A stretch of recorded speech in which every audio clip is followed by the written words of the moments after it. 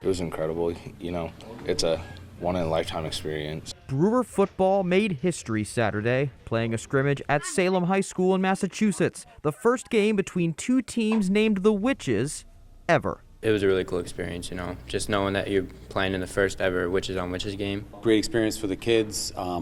Very pleased with how we competed against a very good football team. The event, which was mostly a controlled scrimmage, also marked the first time any team at Brewer High School had traveled out of state. It felt nice going with your team, knowing that the boys are with you, family out of the families, they're with you, playing a game that you guys all love. But their actual families and even beyond showed up and showed out. A bunch of Brewer fans made the 3+ hour trek in support of their boys. When we walked back into the locker room after the game, we had a huge crowd waiting for us there.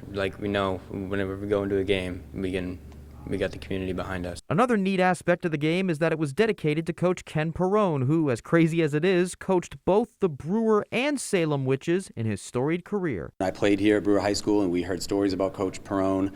We have two coaches actually on our staff that played for Coach Perrone. You could tell he was very excited about it and very proud. But it wasn't all pomp and circumstance. These kids came to play and prove themselves against a team like Salem.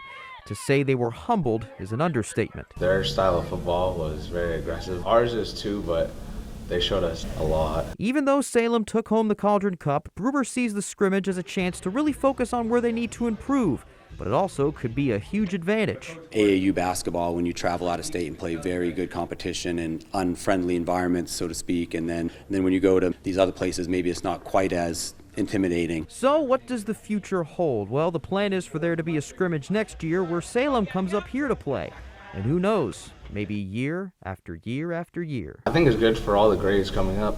All these kids that are in the youth football, they get to come up and eventually get to experience that Massachusetts football and get to learn a little bit.